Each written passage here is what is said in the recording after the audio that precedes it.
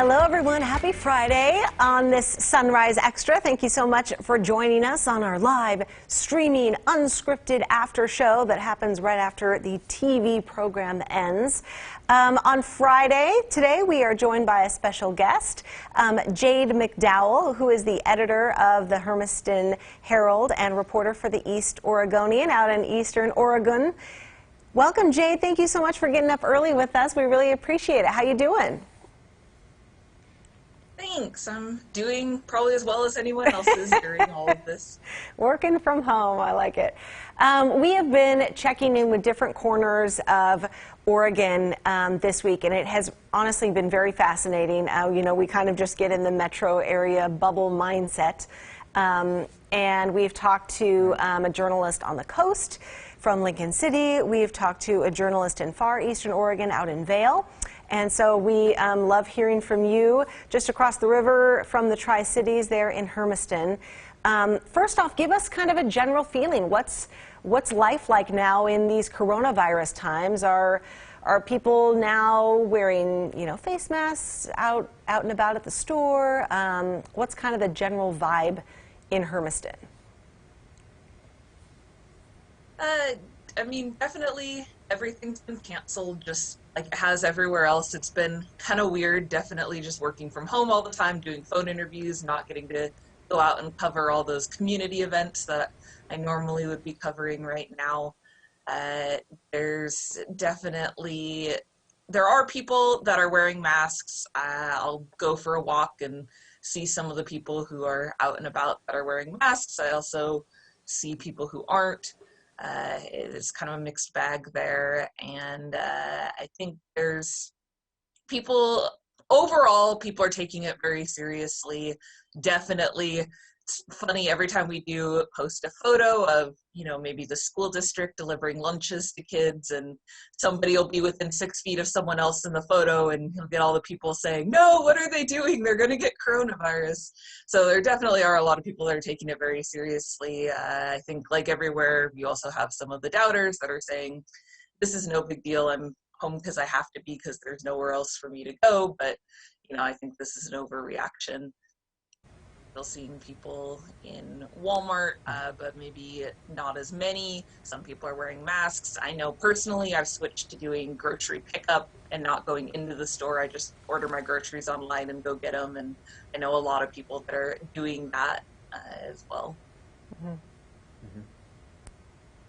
So a lot of similarities, obviously, between what we're dealing with here on this side of the state and what you're dealing with there in Hermiston. Now, for better or worse, right or wrong, when I think of Hermiston, the first thing that does come to my mind, Jade, are watermelons. And I do believe the people of Hermiston are proud of their watermelons, so I don't think that's a bad thing. But I'm only saying this because I want to get into the topic of farming and agriculture.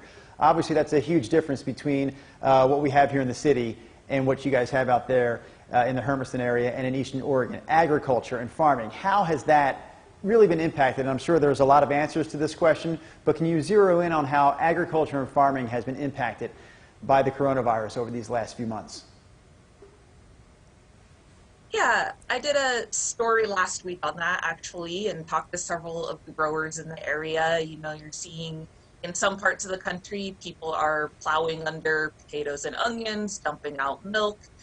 And the dairies I've talked to, they're not dumping out milk here. They're still giving them to schools. You know, we have a Tillamook plant out in Boardman that produces a lot of milk and cheese that still needs dairy, that's still then sold in the store. So we're pretty good there.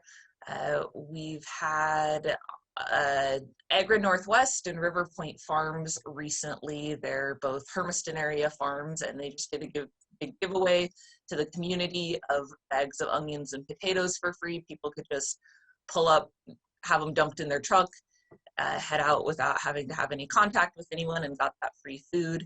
The farms are also, a lot of the farms in the area are members of Farmers Ending Hunger, which started in the Hermiston area, and it's farmers giving produce, meat, dairy, things like that to the Oregon Food Bank and to local food banks. And Farmers Ending Hunger has committed to at least doubling their normal contributions this year. So I think that's helping relieve some of the pressure on, obviously, with restaurants closed, Americans are eating a lot fewer French fries, onion rings, things like that. So onions and potatoes, it's a pretty bad market for them right now. Prices are very low.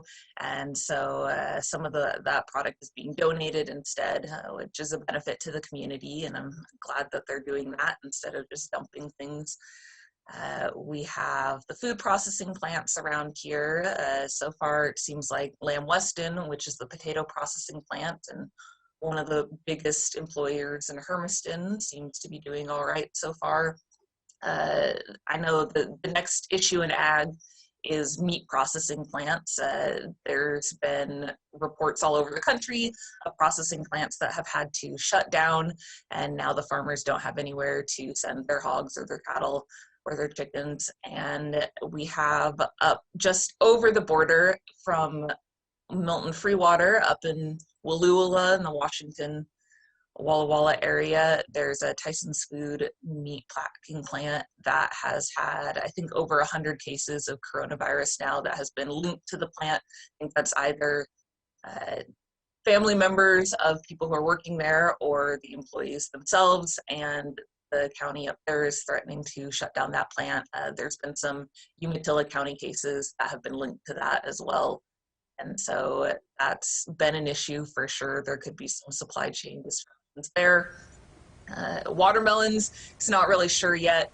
I talked to one of the Walshleys from, some people have probably had a famous Walshleys watermelon, and they said that's a later growing season. Right. Those don't come on till end of July, August, and so it's pretty hard now to see, are people going to eat more watermelon or less watermelon while they're at home with their families. Well, it's great to hear that the farmers are still able to help out, because we're hearing reports all the time, you're right, about the fact that shelves at food banks and local food pantries are really low right now. And we're coming off a food drive here at KGW where we raised 3 million pounds of food, which is great to hear, but we know that really that goes quick and the demand is still great. One of the questions I did have, which you've already answered, about the crops that are most impacted right now by the virus. You mentioned potatoes, you mentioned onions, you even hit on watermelon a little bit, but are there anything else besides potatoes and onions? Is there another crop that we can point our finger to and say, this crop is definitely feeling the effects of coronavirus and COVID-19? I've heard it's a good time to be a wheat farmer, actually, because Americans are baking so much. There's a big demand on flour. And so that should actually, you've got some dry land wheat around the Pendleton area, Athena, Weston, and so I think they'll do all right. From what I've heard, talking to growers, some of the other produce, something like carrots, it's kind of a mixed bag. The market's a little volatile right now, so I think there's just a lot of uncertainty. And right now, from what I'm hearing, labor is all right. They're still being able to get the labor to do all of these things, but there's definitely a worry that people will start staying home and not coming up here to pick certain crops later in the summer if there's still that fear around coronavirus and if things are getting worse. I wanted to ask you, Jade, actually this morning we had an interesting story from a research firm that was based here in Portland, and it asked metro area people, hundreds of people, kind of what timeline they would feel comfortable going back to normal stuff, like, how many months would you feel comfortable going to take a flight or going to like a Blazer game or just even simply eating in a restaurant. And it was overwhelmingly people said they wouldn't feel comfortable eating in a restaurant for another 2 months. Flying was 5 months. Going to a major sporting event was 6 months. I'm wondering if you did that same survey in Hermiston, in Eastern Oregon, what do you think, what's the kind of pulse of the people there? Like, is everyone kind of over this? And because, there's been so few confirmed cases, I'm sure that there's more than have been tested in everywhere across the state. What's the vibe of people? Are people ready to get back to normal life? I mean, I'm sure economically, for sure, but what do you get in your reporting? People really do want to get back to normal life. I think, just being active on Facebook and the community pages there, there's definitely people that are anxious to see things reopen, and there's kind of a feeling that we hope that it doesn't go on a statewide basis. Governor Brown has indicated that maybe Eastern Oregon would be a pilot for certain reopening of certain things, such as hair salons, and there's a lot of support for that out in Eastern Oregon. Umatilla County is a little bit different than the rest of Eastern Oregon. We're up to 30 cases as of yesterday, so you have a lot of the other small counties that have 1 case, 0 cases, 2 cases confirmed. And so I think that probably other parts of Eastern Oregon are even more anxious than us to get back. There's still definitely some fear here. People know it's circulating in the community, particularly in the Hermiston area. That's where a lot of the cases are. And I think, going with those surveys, there's kind of 2 different parts to reopening the economy. One is when the government says you can, and the other is when people are actually willing to come back. And I know right after Governor Brown ordered restaurants and bars closed, I talked to a local restaurant owner of a popular restaurant and bar, and he said that he gave me a breakdown, and he said, a week or 2 ago, I had 80% of the business I normally did, and then I had 60%, and then I had 30%. And the weekend before he closed completely, he had only had 20% of the customers he had normally would have had during that time. And so, he said people are mad at the governor, but it's also just people are scared to have people touch their food. They're scared to go out in public and handle a credit card that they're handing to someone, those sorts of things. And so I would think that it'd be the same again on the other side. Once we open up, there's going to be that slow build up. The movie theater had already closed by the time that executive order came, because there just already people weren't going to the movie theater. And so I think you're going to see that on the other end too, here, that there's still a lot of people that are scared to leave their house, whether or not the government tells them it's okay. But there are also some of those small things, a one-on-one salon visit, something like that people are saying, there's not that many people in my little shop on Main Street. I usually only have 1 or 2 customers at any given time. So if Walmart can be open, if Safeway can be open, why can't I be open? Right. Jade, we do have quite a few viewers right now watching us on the stream live this morning from the eastern part of the state. One of our viewers, Angela, chimed in after you mentioned that wheat is a crop that's probably seeing some good spikes right now because of all the baking products that people are buying. She said that, yes, I have gained weight with all the baking that my daughter has done in recent weeks. So we say good morning to you, Angela, who's watching us right now on the live stream. I'm curious, though, if I could put you on the spot, Jade. I want the Jade perspective. Think about your favorite sit-in restaurant in the Hermiston area, your favorite place to eat. When do you think you'll feel comfortable going back and actually sitting down and having a meal there? How long will it take you? That's a tough question. For me right now, we had some layoffs in our office, and so I'm kind of flying solo at the Hermiston Herald. I am flying solo with some assistance from my colleagues on the East Oregonian side, but the 3 reporters that reported to me previously those positions have been cut. So I'm very worried about this. Would be the worst time in my career to be sick.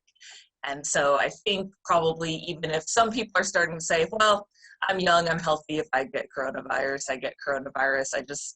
I can't risk right now that being out sick for 3 weeks maybe and not being able to work, that would be pretty bad. And so it might not be till the end of the summer till I feel comfortable going back to a restaurant, unfortunately, even if things start to slow down. I guess I'd say once I'm not getting a daily email saying 1 more confirmed case in the county, then that would be when I'd start thinking about, okay, it's been a couple weeks since we've had a confirmed case. Maybe it's all right to go sit in a restaurant again or go to the movie theater.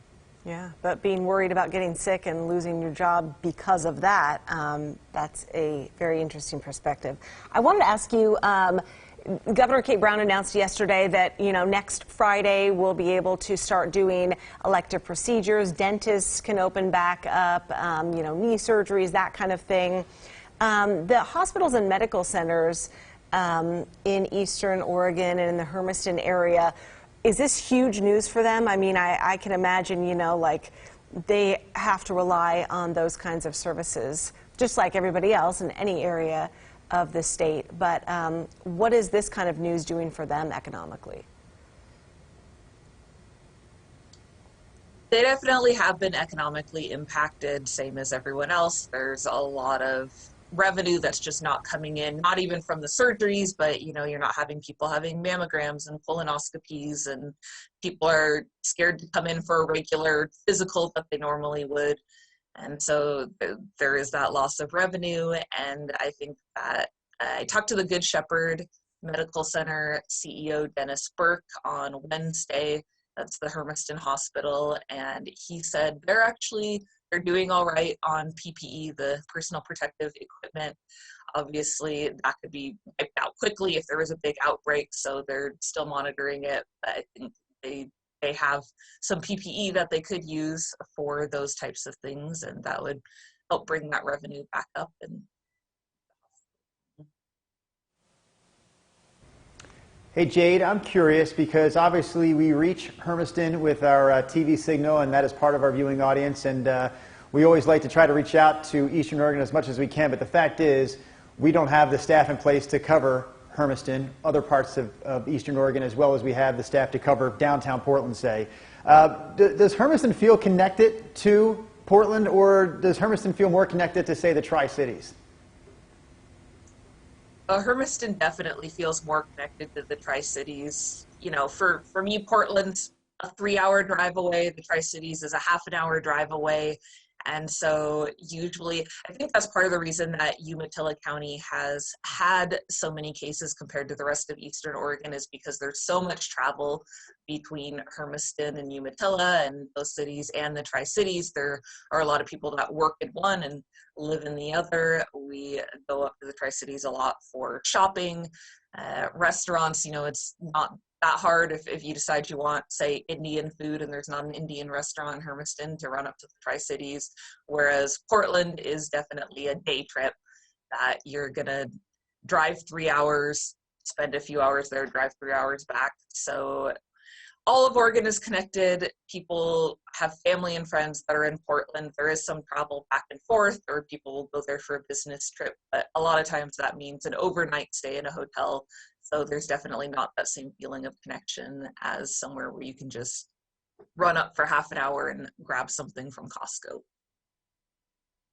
As far as reopening, in your opinion, what would be like the biggest kind of economic jolt to get the economy going there again? I mean, is it restaurants? Is it, and I guess restaurants, that's part of that chain of agriculture and farming. I mean, is that kind of the number one thing that people are hoping to get back? Yeah, I would say restaurants, people really want to be able to go eat out again. And, I've seen people talk about on social media, we've gotten some emails from people saying, why can't you just set the tables farther apart and, do some kind of no touch, no contact payment, things like that. So people are anxious for that. And then some of just those little mom and pop shops on Main Street, people want to go to the local little bookstore and they want to get some home decor and they want to get their hair cut. Definitely know some people who are concerned about the situation with their hair. Love to see the gym open as well. That might be another one that people are a little bit more scared to go to for a while, just with the potential for germs, but lots of people miss working out in the gym as well. Well, that's a good excuse of like, well, the gym's closed, I guess I can't work out. But that might be the easiest thing to actually replace. Jade McDowell, thank you so much, editor of the Hermiston Herald and reporter for the East Oregonian, joining us from Hermiston Live this morning. We really appreciate you waking up early with us. She's a lone reporter out there, so we, send all of our thoughts to you. Stay healthy, be well, and yeah, we'd love to check in with you maybe in a couple weeks and see how things are going as the economy changes. So we really appreciate it. Thank you all for watching. We'll see you on Monday. Bye.